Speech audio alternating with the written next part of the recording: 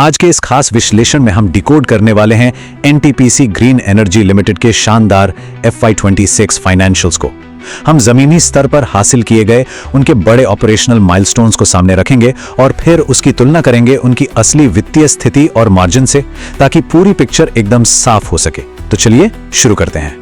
आगे बढ़ने से पहले फटाफट देख लेते हैं कि आज की हमारी चर्चा किन अहम बिंदुओं पर टिकने वाली है। हम बात करेंगे 10 गीगावाट का लक्ष्य पार करने पर, FY26 के रेवेन्यू और मुनाफे पर, Q4 में मार्जिन पर आए दबाव पर, कंपनी की ऑडिट और कर्ज की स्थिति पर, उनके ग्रीन इकोसिस्टम के विस्तार पर और अंत में समझेंगे कि 60 गीगावाट के फ्यूचर गोल्स की फंडिंग आखिर कैसे होगी। सबसे पहले फोकस बिल्कुल क्लियर रखते हैं।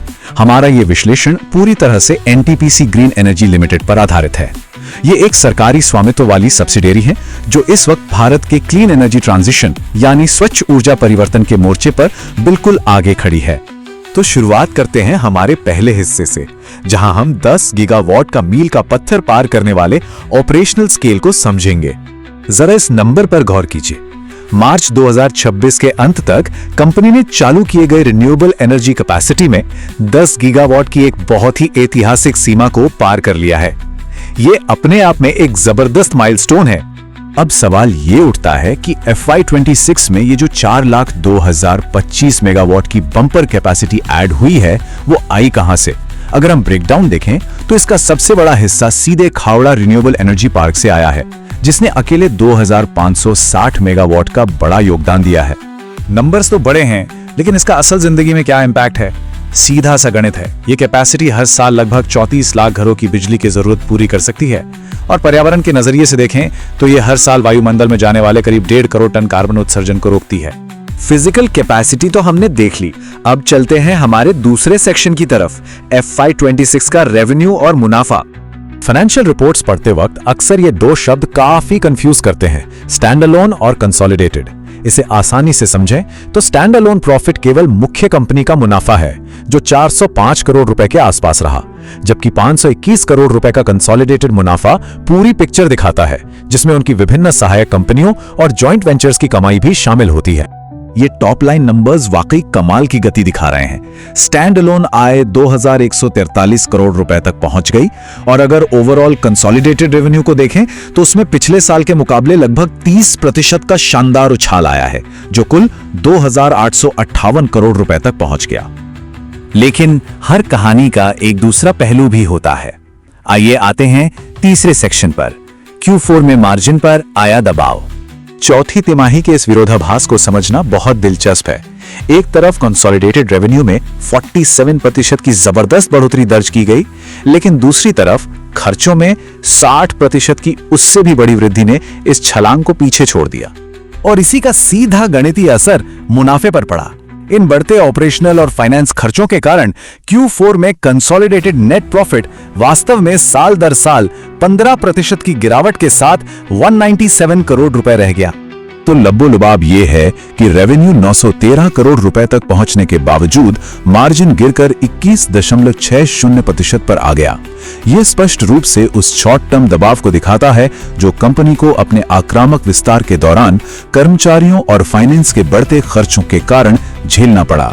चलिए अब मुनाफे की चर्चा से आगे बढ़ते हैं और चौथे हिस्से में ओवरऑल बैलेंस शीट को खंगालते हैं, क्लीन ऑडिट और मजबूत कर स्थिति। कंपनी की आधिकारिक असेट्स और लायबिलिटीज पर नजर डालें तो पता चलता है कि भविष्य की ग्रोथ के लिए उनकी नींव काफी मजबूत और पूंजीकृत है। यहां से कुछ बहुत ही स्ट्रॉन्ग पॉजिटिव्स निकल कर आते हैं।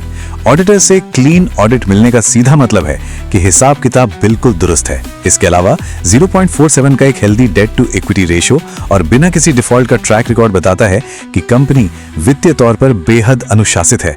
दिलचस्प बात यह भी है कि पिछले वित्त वर्ष के 10,000 करोड़ रुपए के बड़े IPO की पूरी राशि काम में लाई जा चुकी है। अब चलते हैं हमारे 5वें सेक्शन की ओर, जहां हम समझेंगे कि कंपनी कोर फाइनेंशियल से आगे निकलकर अपने ग्रीन इकोसिस्टम का विस्तार कैसे कर रही है।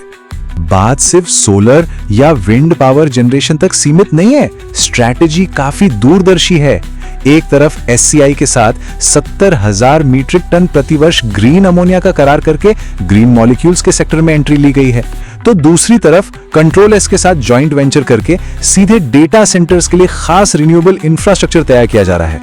और अंत में हमारा आखिरी और सबसे महत्वपूर्ण सेक्शन, 60 गीगावाट के इस विशाल भविष्य के लिए फंडिंग कैसे आएगी। इस बड़े सवाल का जवाब है ये बड़ा नंबर। कंपनी के निदेशक मंडल ने 2026-27 के वित्तीय वर्ष के लिए 5,000 करोड़ रुपए तक की भारी भरकम उधारी योजना को हरी झंडी दे दी है। ये भारी पूंजी मुख्य रूप से बॉन्ड्स या डिबेंचर्स के जरिए जुटाई जाएगी और इसका सीधा इस्तेमाल कैपिटल एक्सपेंडिचर और रीफाइनेंसिंग में होगा। इसके अलावा सहायक कंपनियों को भी सपोर्ट दिया जाएगा। सीधे शब्दों में कहें तो यही वो कैपिटल है जो कंपनी के उस अल्टीमेट गोल को पावर देगा, 2032 तक 60 गीगावाट क्षमता हासिल करना। कंपनी का विजन इस आधिकारिक बयान में बिल्कुल साफ है। वे स्केल, स्पीड और रिलायबिलिटी के साथ भारत के स्वच्छ ऊर्जा परिवर्तन को तेज करने के लिए कमिटेड हैं। इन भारी भरकम इन्वेस्टमेंट्स और कैपेसिटी एडिशन के पीछे का असली मकसद यही है। तो जाते जाते सोचने वाली बात यह है, एक तरफ 5,000 करोड़ रुपए की नई फंडिंग और विशाल ऑपरेशनल स्केल है, तो दूसरी तरफ चौथी तिमाही में खर्चों में हुआ भारी इजाफा और सख्त होते मार्जिन। क्या कंपनी इन दोनों को संतुलित करते हुए 2032 के उस जादुई 60 गीगावाट के लक्ष्य तक पहुंच पाएगी? ये यकीनन आगे नजर रखने वाला एक बड़ा मुद्दा है। आज के इस विस्तृत विश्लेषण में जुड़ने के लिए बहुत बहुत धन्यवाद।